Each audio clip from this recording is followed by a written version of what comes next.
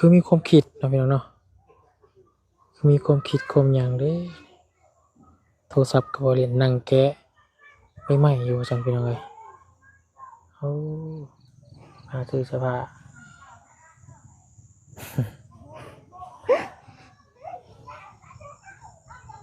ก็คือน้ำตาของความดีใจแน่แล้วก็น้ำตาของความบ่คิดบ่ฝันว่าตัวเองสิมีจุดนี้เนาะโดยอืมบางทีหาเงินมาเนี่ยซื้อแต่เขาเนาะ แม่ ได้เงินมาเนี่ยเอาปลาเงินไว้อยู่เฮือนอยู่ซ่านนี่ก็อ่า สิซื้อเขาวกิน อ๋อซื้อเป็นข้าวแล้วเนาะ โดยซื้อข้าวแล้วว่าสิไปบางเทื่อมื้อใดพักผ่อนว่าสิไปกวดอีพอ เอาเป็นหยัง อันนั้นออกเลือด ออกเลือดเราเลือดใช่ แบบคืออันนั้นคือเขาเป็นประจำมันออกทุกคน อืมผมไม่เป็นได้สิดวงมาจากเนาะ จักแล้วโมโห เราเจ็บป่ะเราเจ็บป่ะโอ้ โมโห แต่ว่าทายเป็นเลือดป่ะ โบแล้วไม่ได้ทายเขาเวลามันเสียออก อืมแบบคือผู้หญิงเป็นเลือดนั้นมันออก อ๋อต้องฝากไปเบิ่งเด้อรักษาเบิ่งเด้อ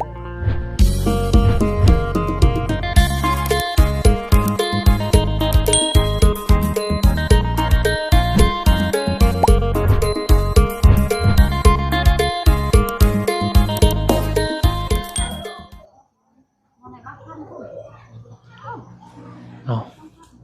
เงียบเงาพี่น้องเนาะเรือนซาดานแปลนคือสมอยซิมีอยู่เด้พี่น้องเนาะทางน้องน้ำไปทางใดเด้เนาะพอน้องไม้เห็นน้องน้ำอยู่บ่เห็นน้องน้ำอยู่บ่พี่น้องโอ้ยไปอย่างนี้พี่น้องไปวงป่าบ่เนาะเอาพี่น้องเลยเนาะเดี๋ยวไปเบิ่งไปทำทักทายน้องเพิ่นก่อนพี่น้องเลยเนาะทางน้องน้ำมื้อนี้ทางบุญเองพี่น้องเนาะในนามสะพานบุญกะมีทางผู้ใหญ่ใจบุญเนาะเพิ่นก็ได้ซอยเข้ามาอีกครั้งหนึ่งเนาะกับครอบครัวน้องน้ำเด้อพี่น้องเลยเนาะ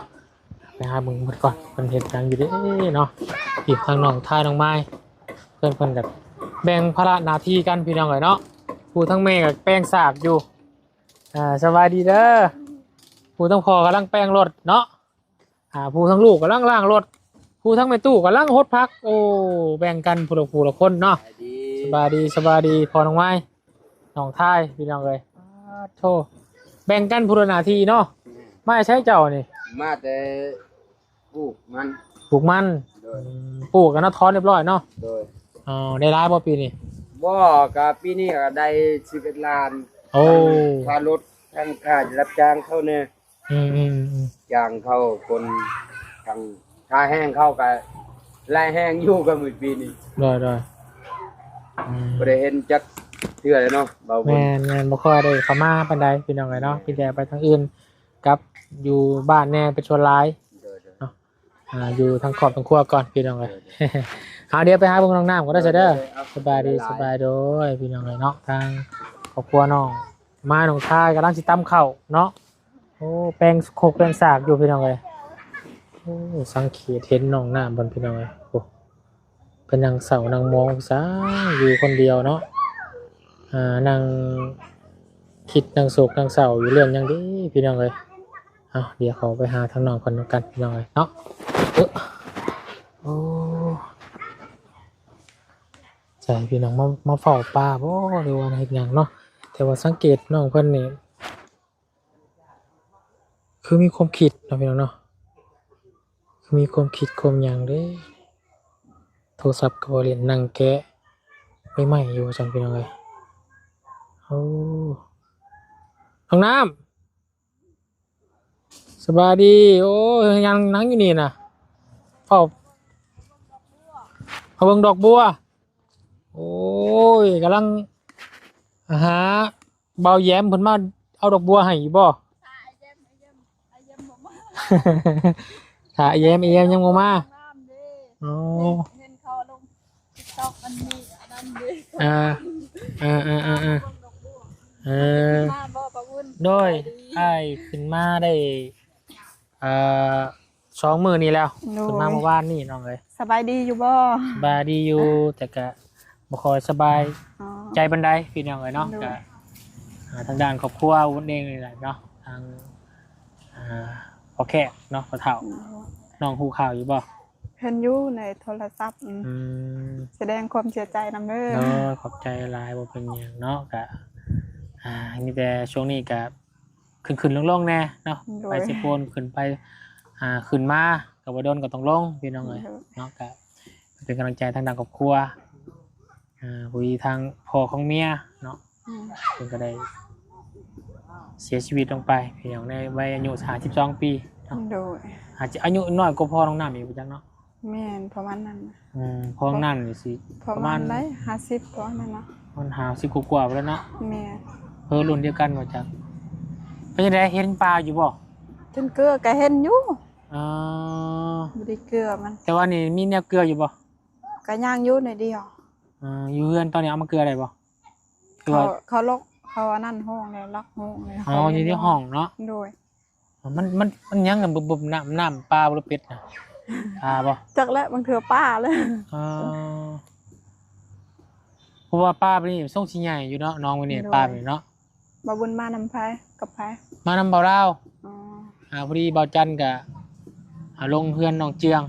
โดย เพราะว่าน้องเจียงสิเอาน้องสาวมาอยู่นำบ่หรือว่าจังใดเนาะตอนนี้ก็ยังบ่ฮู้ยังบ่ได้ไปถามเบิ่ง เอา ก่อ เบิ่ น งคลิปอันนั้นทีมงานว่าเห็นอันนั้นแม่เฒ่าของน้องชายเสียบ่ นะพอน้องใส่เสียอ้ายก็ไปกินทานมาแล้วก็เบาจันแล้วเบาจัน แสดงความเสียใจนำเด้อน้องชาย น้อยไปเรียนน้ำเพิ่นอยู่เป็นน้องเมื่อกี้ก็ได้ หลังจากเรียนน้ำเพิ่นก็ลงไปทางบ้านน้องน้องหัวเนาะไปมอบเงินให้กับน้องจันเพิ่นคือน้องเลยพอดีวันเกิดเพิ่นมื้ออื่นวันเกิดเพิ่นมื้ออื่นแล้วเพิ่นว่าทางผู้ใหญ่ใจดีเพิ่นก็เลยฝากเงินมาให้ของคนวันเกิดก็เลยเราหันขึ้นมาหาน้องน้ำมื้อนี้พี่น้องเลยเนาะบ่ได้มาหากะตั้งแต่โดนเติบเนาะ ได้ประมาณ10 13 14 10ประมาณ2 อาทิตย์เนาะ แม่ ประมาณ2 อาทิตย์ที่ว่ามาหาน้องน้ำล่าสุดก็มาถามเรื่องเงินเฮ็ดสมโนพี่น้องเอ้ยเนาะน้องเพิ่นก็ว่าเบิดไป6 ล้านเนาะ โดย เพื่อค่าอยู่ค่ากินแน่พี่น้องเอ้ยเนาะเพิ่งเงียบเงาแต่อยู่เฮือน อีแม่ไปให้แล้วอีพอไปอันนั้นไปรับจ้างเนาะ อ๋อ มื้อนี้เขาพักผ่อนก็อยู่เฮือน เป็นไอ้มันกลเลยบ่ ยัง ใช่คือเป็นแต่ปลาเนี่ยฮะ มันปีนี้มดมันตายฝนตกกูมือ อ๋อเป็นได้เนาะคือมานั่งเสานั่งมองอยู่ผู้เดียวพี่น้องเอ้ยเนาะถามพอน้องไม้ว่าผู้อยู่แคมป์น้องมานั่งปลาคือว่าบ่ได้เกลือมานั่งเด็ดไม้กิ่งไม้ลงน้ำไปซื้อพี่น้องเอ้ยคือคนมีความคิดความหยังนี่เนาะ บ่มี ฮะ บ่มี บางคนก็มีความคิดสะดอกพี่น้องเลยเนาะ กินข้าวกินน้ำแล้วบ่บ่บุญ ยังบ่ได้กินมียังกินบ่ บ่มี คือพี่เดี๋ยวเบิ่งทางพี่ก่อนพี่น้องเลยโอ้มีแนวเกลือมันเนาะ โดย หักเป็ดนี่บ่ทันดอกปลาเนาะ แม่ ปลามันไปไวกว่าเป็ดสิทันที่หอย แม่ นี่เห็นบุญสังเกตเห็นเป็ดมันกินหากินหอยเนาะอันนี้น่าจะกินหอยแต่ปลานี่สิบ่ทันดอกเป็ดสิบ่ทันปลานะพี่น้องแต่ว่าสังเกตน้องเอามาเกลือนี่มีเนาะ มี ปลาเนาะ โดย ตัวปล่อยมาเนี่ยเกือบ5,000 ตัวเลยพี่น้องมันบกนี่ฮอดยามใดก็ ยามเดือน4เดือน5มันบุกมันก็ บกเบิดเลยบ่ บ่ยากแม่นน่ะนึงมันบ่ได้บุกแห้ง บ่ได้บกเบิดเนาะ โดย แต่ว่าฮอดยามฝนกับน้ำกับมาไปง่ายบ่บกบ่ได้บกยามแล้งนะเนาะอยู่กลุ่มปีอยู่เนาะ โดย ฟังเบิ่งเดือน4เดือน5สิมาจอบเบิ่งพี่น้องเอ้ยเนาะระหว่างน้ามันบกสิมีปลาอยู่บ่พี่น้องเอ้ยอยากลองเบิ่งได้พี่น้องเป็น ยานหมดคนรักกลางคืนนั้นจัง บ่ โดย ไผสิมาลักเนาะ โอ้ยเขาอยากกินเขาก็รัก เขาลักเอาแบบได้ตึกเอาบ่ แม่นเขาตึกเอ้าบางเธอเขาอันนั้นจะมีหยังแล้วลืม แฮบ่ซิดเบ็ดบ่ แม่นเบ็ดอิหยัง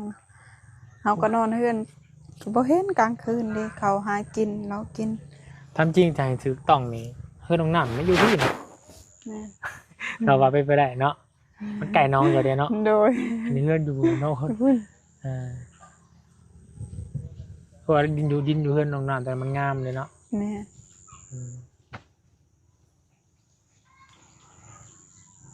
เอาเดี๋ยวไปหาบอลนั่งลมกันก่อนปะพี่น้องนั่งอยู่นี่ก็ได้นั่งอยู่แคมป์น้องก็ได้ถึงวันเก่าเนี่ย เดี๋ยวบนเตาก็ได้พี่น้องเลยมีแนวมาให้น้องน้ำวันนี้พี่น้องเลยเนาะ โอ้ยดีใจเด้อ ดีใจบ่ ดีใจแล้ว คือสิดีใจบ่มีหยังดีใจยังบ่ได้บอกว่าดีใจเลย มีหยังก็ดีใจหมด ที่ว่าทีมงานมาหาเนาะ โดยเห็นว่ามีของมาพากเลย บ่ได้มีหยังมาในโตสิได้นี่น้องน้ำเด้อเดี๋ยวบ่วุ่นมาในโตสิได้อันนี้ มาติโตก็ดีใจแล้ว โอ้ยบ่ได้เห็นกันโดนเลยทั้งนั้นก็ได้พี่น้องเลยเนาะคือว่าแล้วเนาะก็ด้วยเฮาได้ซอยเหลือทั้งน้ำเพิ่นก็คือว่าครบบ่แล้วทุกสิ่งทุกอย่างพี่น้องเนาะก็ต่อไปมีแต่ทางครอบครัวเพิ่นนั่นแหละพี่น้องน้องน้ำเนาะ โดย ซอยพยุงให้ครอบครัวเดินหน้าต่อไปกลุ่มกันนั่นแหละกลุ่มกินเนาะ โดย เอาก่อนอื่นเลยพี่น้องเด้อขอกราบทักทายสบายดีเด้อสบายดีพ่อแม่พี่น้องวัดสุโขทุกคนพี่น้องเลยพบเจอกันอีกคือเก่ากับ2 YouTube กับบุญซาละวันพี่น้องเนาะก่อนจะเดินทางกลับบ้านมื้ออื่นเนาะทางบุญกะ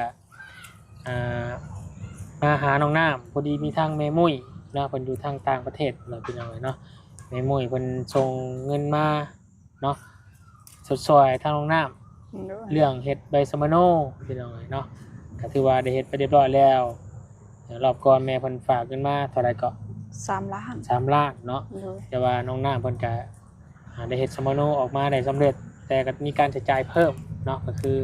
แลนหันนั้นนี่ขนมมันเป็นเศษใครอยู่ใครกินกันคือว่า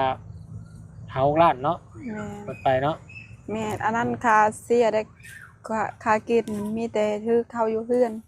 เอานำอยู่เฮือนเนาะ อืม แบบใช้จ่ายเด้ ใช้จ่ายค่าเดินทางเนี่ยบ่ แม่นค่าเดินทางละมันกูมือไป50แล้วก็อันนั้นบอนกลุ่มเดไลกลุ่มบอนเขตนั้น เขาจำกาเด้เขาเอา100,000 อ่า แบบนั้นลายบอนกลุ่ม ไม่ง่ายต้องเสียค่าเพิ่นเซ็นเนาะ แม่น จำตาให้ จำ บ่ละ ตา แสนบ่ละใดพี่น้อยเนาะหนูบุญเข้าใจอยู่พี่น้อยเนาะ เพิ่มน้องบ่มีอันนั้นบ่มีปุ่มสนุกครัวเก่านี่เด้ก็มันแพงหน่อยนึงกันมีโต๊ะเก่าแน่ใครๆแน่ เพราะว่าน้องมันมีสมโนร่างเก่ามีแต่สมโนใหม่ เนาะ ไว้งานมันมีสมโนเลยนะพี่น้องต้องเฮ็ดใหม่สร้างใหม่เลย ก็มันแพงหน่อยนึง นั่นก็แพงหนึงพี่น้องเลยเนาะ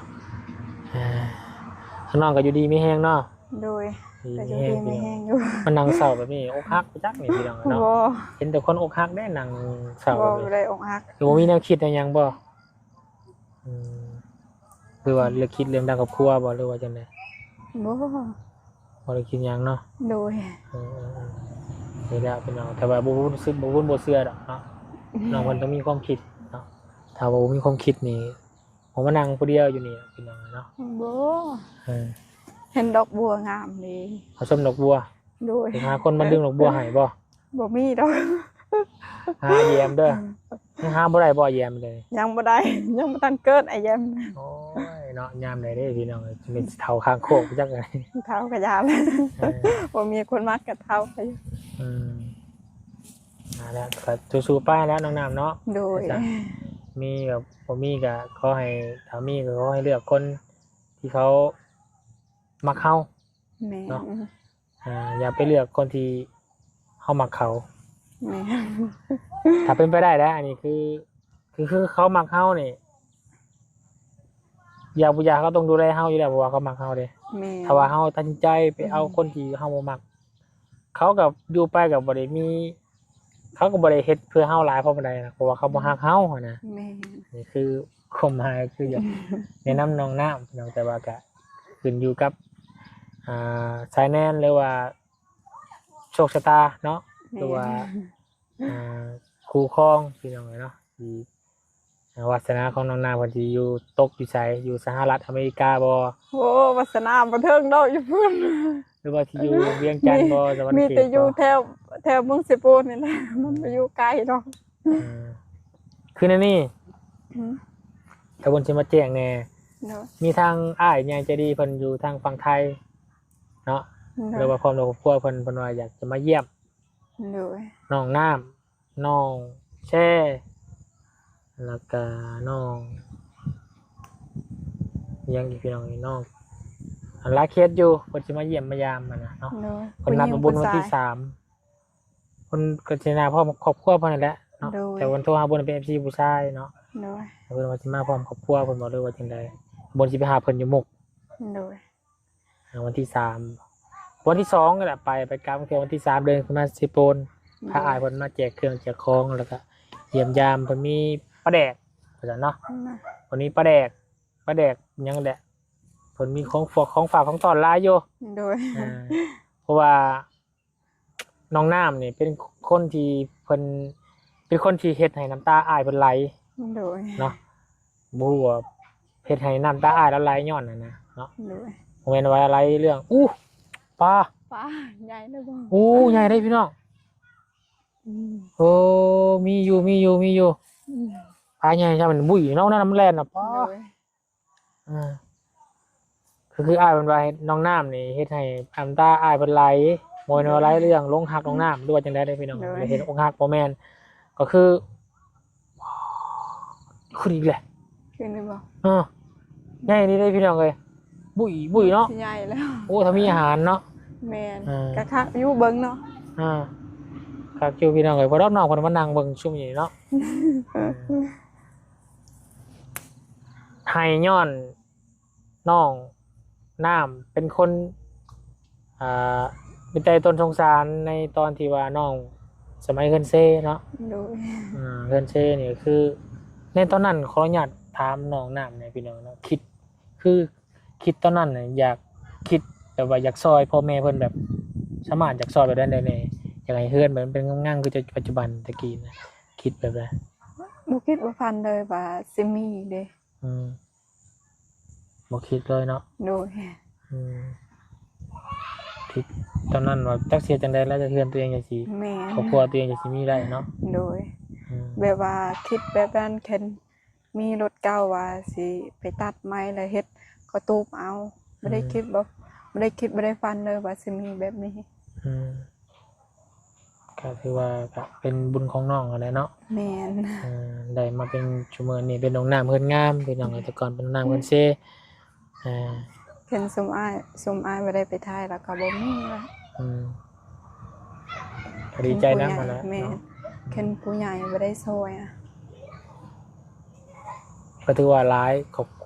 อบครัวเนาะ แม่น ที่มาซอยน้องน้ำพี่น้อง FC หลายผู้ละคนบ่ทั้งอยู่ทั้งต่างประเทศ หรือว่าสหรัฐอเมริกาหรือว่าอยู่ทางฝั่งไทยฝั่งลาวเนาะคือว่าหลายเนาะทีมงานนี่เบิดทุกคนเลยพี่น้องเอ้ยเนาะ ตะกี้น้องบ่คิดเลยว่าสิมีเฮือนมีหยังถ้าน้องไปเฮ็ดเวียกแบบไปรับจ้างเขาน่ะเขารับเงินเขาไปซื้อเสื้อผ้า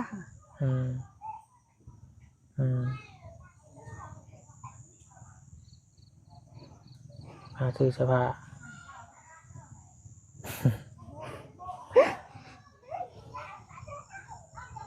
ก็คือน้ำตาของความ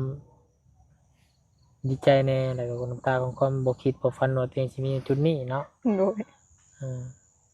บางทีหาเงินมาเนี่ยซื้อแต่เขาเนาะ แม่ ได้เงินมาเนี่ย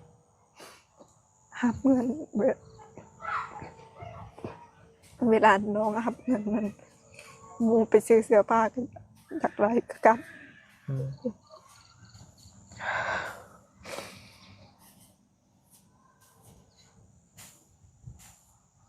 เพราะว่าน้องน้ำกับเป็นสาวเลยอย่างเนาะ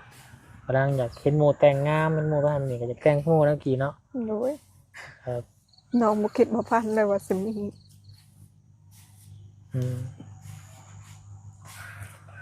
คือว่าก็ดีแล้วเนาะเป็นความบุญวาสนาของน้องเองนั่นแหละ โดย เดี๋ยวนี้ก็พออยู่พอกินแล้วเนาะ โดย ก็ถือว่าก็ดีล้นคือเก่าแล้วเนาะน้องน้ำกับเป็น ลี่ยนผัดกันไปให้ไปสวนกับพี่น้องมันจ้ะเนาะ ตะกี้แคมผู้ใหญ่บ่ได้ซอยน้องตลอดอันนั้นบินตลอดหัวไอ้นี่น่ะบ่เคยเป็นนะ น้องใส่ความคิดหลายเด้ อืม ตะกี้น้องเพิ่นโอ้ขออนุญาตพี่น้องเนาะคือน้องเพิ่นนี่สิบ่รอดเลยว่าขอโทษพี่น้องเนาะก็คือทีมงานนี่คือบ่ได้ก็ต้องซื้อหาแนวบำรุงน้องเพิ่นน่ะนะพี่น้องเนาะซื้อน้ำแดงยังแบบเหลืองซีดน่ะนะ ก็จื้อหมดอันนั้น อ่า บ่าวตูน2แก้ว อืม บ่าววุ้นนะแก้วหนึง อืม บ่าวยาวนั้นเพิ่นซื้อยาเป็นเม็ดยาบำรุงนะ อืม พอจานนั้นซื้ออันนั้น วิตามิน วิตามิน เป็น น้ น้ อง อืม น้องจำได้หมด โอ้น้องวันไรจำได้เบิดได้พี่น้องเพิ่นใหญ่ซื้อหยังเนาะ โดย ทั่วทุกช่องเนาะที่มาซอยน้องน้ำเป็นทุกช่องเลยผู้ใหญ่ใจะดีเพิ่นผ่านมานี่ถือว่าเป็นเคสหนึ่งที่ดังเนอกแล้วก็ให้ความสนใจหลายเนาะทางเคสน้องน้ำเพิ่นพี่น้องเอ้ยแต่ว่าน้องน้ำเพิ่นก็อดทนสู้เนาะ นี่ สู้หยังพี่น้องสู้ที่ทีมงานแต่ละคนมานี่บ่ได้ถ่ายพร้อมกันได้ อืม เปลี่ยนกันเนาะเปลี่ยนกันพัดกันถ่ายนี่คือว่าบางมื้อก็บ่ได้กินข้าว บ่ได้ ทีมงานถามว่ากินข้าวหรือว่ากินแล้ว แต่ต้องกินกับน้องคนยังไม่ได้กินนั่นบ่ โดยค่อยบ่ได้กินข้าวประมาณได้2เดือนเนาะยังบ่กล้ากินข้าวยังย่านเด้ยังย่านเห็นทีมงาน อย่าคายแน่เนาะ โดย ญาติแน่เนาะ นี่ นั่นคือเรื่องเก่าเราใหม่พี่น้องเนาะให้ครับ14ได้ฟังกันน้องน้ำก็ขอให้บ่ทุกคนทุกคนนะน้องน้ำเนาะ โดย ให้เพิ่นอยู่ดีไม่แห้งที่คอยเบิ่งแย่งสำหรับเคสน้องน้ำแล้วก็ช่วยเหลือจนน้องน้ำลืมตาอาปากได้พร้อมเรากับครัวก็ขอให้เพิ่นได้บุญได้กุศลเวลาน้องน้ำเนาะ โดยและขอบใจทางผู้ใหญ่หมดสุขูสุคนเด้อที่สดซอยน้องน้ำขอให้อยู่ดีมีแห้งขอให้ร่ำขอให้รวยปรารถนาสิ่งใดขอให้ได้สิ่งนั้นความเจ็บหายได้ความใครอย่าให้มีเด้อสาธุและขอบใจทาง FC นำขอให้อยู่ดีมีแห้งขอให้ร่ำขอให้รวยปรารถนาสิ่งใดขอให้ได้สิ่งนั้นความเจ็บให้ได้ความใครอย่าให้มีเด้อสาธุ และขอบใจนำทีมงานนำหมดสุขูสุคนขอให้อยู่ดีมีแห้งขอความเจ็บมาให้ได้ความใครอย่าให้มีเด้อปรารถนาสิ่งใดขอให้ได้สิ่งนั้นสาธุ จะถูกพี่น้องเนาะขนาดยังบ่ได้รางวัลนี่ยังขอบใจ เพิ่นแหละพี่น้องเนาะขอบคุณมากวันนี้มีรางวัลมาให้เด้อ โดย ที่ว่าแมนเป็นของขวัญปีใหม่ก็ว่าได้เนาะเพราะว่าการจังหวัดปีใหม่ได้พี่น้องเนาะมีเงินจำนวนหนึ่งพี่น้องเนาะทางแม่มุ้ยน้องชื่อแม่มุ้ยได้ปะ ชื่อได้ เพิ่นชงหาน้องอยู่เนาะ โดย อ่า ที่เป็นเซตหาอยู่เนาะ โดยเพิ่นให้กับบุญนี่เป็นสะพานบุญให้มอบเงินให้กับน้องน้ำพี่น้องเนาะจำนวน3 ล้านกีบพี่น้องเนาะจำนวนเงิน3 ล้าน เพื่ออยากซอยน้องน้ำเนาะให้มีอยู่ไม่กินนั่นแหละพี่น้องเนาะแล้วก็ซอยเฮ็ดสมโนเนาะมีสมโนนี่คือว่าไปเฮ็ดอันนี้ก็สบายอยู่อยากไปหาทำงาน โดย หรือว่าเฮาสิเฮ็ด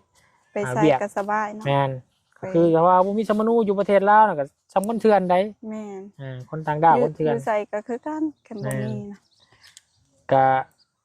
แนะนำน้องน้ำได้พี่น้องเนาะแนะนำน้องน้ำได้เงินหลายแบบนี้เนาะ3 ล้านพี่น้องเนาะน้องมีสมโนแล้วอ้ายแนะนำอย่างให้น้องไปเปิดบัญชีไว้เปิดบัญชีเอาสมโนไปในภายธนาคารอยู่เจโปนนะ โดย ว่าน้องจะเอาเงินมาฝากเปิดบัญชีไว้สิค่าเปิดบัญชีเนี่ย50,000 โดย แล้วก็ที่เหลือกันเอาเงินเข้าไว้ในบัญชีแล้วก็ จากใดเขาจากบ่ ลองเบิ่งบางเทื่อน้องมีไว้ก็ดีก็บ่ได้เสียหายดีกว่าเฮาปาเงินไว้อยู่เฮือนอยู่ซ่านนี่ก็ซื้อเขากิน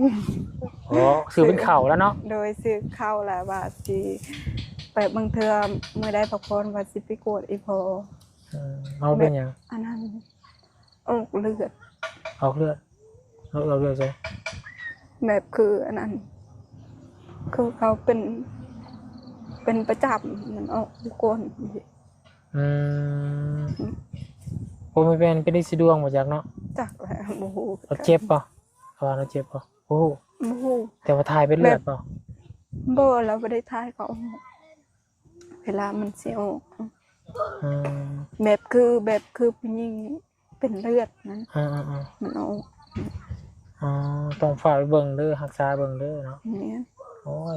บดพ่อแล้วแม่เอาบดแม่แล้วพ่อเนาะทั้งตัวแม่เด้เราบ่ได้เป็นหยังใครแน่อยู่บ่ เศร้าแล้วไอ้แม่นะ อืม เศร้าดนแล้ว อืม พี่ก็จักเดือนเนี่ยได้แล้วประมาณเดือนหนึ่งแต่อีแม่ไม่ได้เว้าฮักกะเว้ามื้อเสาร์นี่บอกเนาะ อืมอืมโอ้ยพี่น้องฉะนั้นก็มีเงินมีคำนะว่าเงินซื้อข้าวไว้แล้วก็ไปกวดเบิ่งตัวพ่อให้เด้อ โดย ว่าสิให้ครูเอาเป็นหยังนะเขาจะได้รักษาทัน แม่ เนาะ อย่างน้อยก็เอามีเงินไปรักษาอยู่หมอก็บ่ได้หายาพื้นเมืองต้มกินหยังกินหยังใครอยู่ได้เนาะ โดย ไปกวดไปก่อนเนาะมีแต่นี่เป็นกำลังใจหนึ่งนอกจากแม่มุ้ยอยู่ทางต่างประเทศเด้อเนาะเพิ่นก็เป็นคนลาวแล้วก็เพิ่นก็คอยซอยน้องน้ำด้วยมาตลอดเนาะแล้วก็ลาตัวแล้วครอบครัวแม่เพิ่นก็ซอยกันเข้ามาพี่น้องเนาะแม่เพิ่นเป็นคนใจบุญใจกุศลพี่น้องเนาะก็ขอมอบเงินจำนวนนี้ไว้ให้กับน้องน้ำสดสวยค่าอยู่ค่ากินเด้อ โดยขอบใจเด้อ โดยเป็นหยังพี่น้องเนาะมีแต่ฝากทางน้องน้ำแล้วขอบใจทางแม่มุ้ยเพิ่นกำลังเบิ่งอยู่พี่น้องเนาะ ขอบใจทั้งแม่มวยน้ำเด้อที่ฝากเงินให้ลูกน้ำขอให้แม่อยู่ดีมีแห้งหมดครอบครัวเด้อความเจ็บไปได้ความไกลอย่าให้มีพัฒนาสิ่งใดขอให้ได้สิ่งนั้นความเจ็บไปได้ความไกลอย่าให้มีเด้อสาธุและขอบใจทั้งบาบุญนำขอให้อยู่ดีมีแห้งขอให้ร่ำขอให้รวยพัฒนาสิ่งใดขอให้ได้สิ่งนั้นความเจ็บไปได้ความไกลอย่าให้มีสาธุ สาธุเนาะตั้งอกตั้งใจเนาะเก็บไปเอาสู่ต่อไปเนาะอย่าลืมบอกแล้วมีแต่ว่าเรื่องเงินสีขาวสีน้ำแล้วก็พาพ่อมันไปรักษาเด้อ โดย เพื่อไปกวดเบิ้งอะไรพี่น้องเนาะเอาผู้เป็นลูกเนาะกะบ่เบิ้งพอในตอนนี้เฮาสิเบิ้งตอนใดหั่นน่ะเนาะ แม่น ถ้าว่าเฮาบ่เบิ้งก็เพื่อเป็นหันเป็นหนีมากก็เสียใจภายหลังพี่น้อง โดย มื้อนี้กลับบ้านก่อนเด้อ โดยเดินทางปลอดภัยเด้อ โดยมีแต่มื้อนี้ก็เอาเป็นสะพานบุญให้นะเพราะว่าจากเมื่อทางบ้านเนี่ยเบิ่งทางครอบครัวเนี่ยพี่น้องเนาะเป็นห่วงทางน้องนิ้วแม่ตุ้ยแน่พี่น้องเลยแต่ก็สิเที่ยวคนเที่ยวลงเอาแหละเนาะพี่น้องเนาะไปสาวน้องน้ำเนาะอ้ายบ่รบกวนแล้วนั่งเสาต่อไป นั่งเสาเดี๋ยวบ่เสาบ่คิดร้ายเด้อ โดย สบายดีเนาะไปเอาเก็บไว้ดีนะเงินเด้อพี่น้องเลยพายมือเพื่อนมาซ่านไปพี่น้องเลยเนาะมันนั่งอยู่นี่บ่ได้ไม่มีเงินลายแล้วถือจนป่นได้ว่าบ่ได้พี่น้องเลยเนาะไปโอเคพี่น้องเลยเนาะสำหรับคลิปนี้ทางบุญเองก็ต้องขอบุญคุณของมุกขอบใจเด้อเนาะทางแม่มุ้ยที่อยู่ทางต่างประเทศพี่น้องเลยเนาะให้กับบุญเป็นสะพานบุญให้ซอยครอบครัวน้องน้ำน้องเพิ่นก็โอ้เนาะน้องเพิ่นต้องมีความคิดอยู่แล้วเนาะถ้าว่าน้องเพิ่นต้องมีความคิดนี่สิบ่มานั่งเศร้ากอดเข่าอยู่ริมหนองเนาะอาจจะเป็นคิดเรื่องพ่อก็มีพี่น้องนะพ่อเรามีเลือดออกทางก้นว่าซั่นพี่น้องเลยโอ้ยเนาะไปเช้าโอเคจังได้กติดตามเบอร์นำกันต่อไปเนาะสำหรับคลิปนี้ขอลาก่อนแล้วเด้อสบายดีเพิ่นสุขสุขคนสบายดีเด้อแม่มุ้ยเด้ออยู่ดีแม่แห้งแม่มุ้ยก็ได้พี่น้องเลยเนาะไปสบายดี